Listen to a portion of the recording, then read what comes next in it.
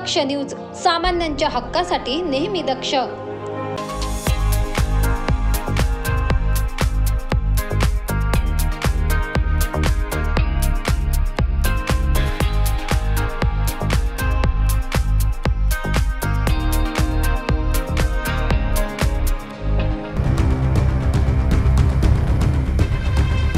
सातपूरच्या शिवाजीनगर परिसरात जिममधून मोबाईल आणि लॅपटॉपची चोरी झाली होती।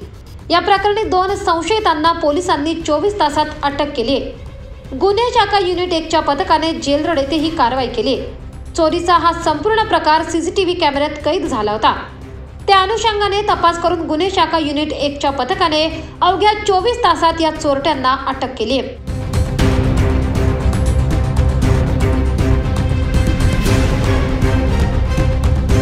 जेल रोड येथील आम्रपाली झोपडपट्टीतून या दोघांना अटक करण्यात आली असून प्रकाश विस्पुते व निलेश कोळेकर असे यांची नावे आहेत। यांच्याकडून 1,63,000चा मुद्देमाल जप्त करण्यात आलाय।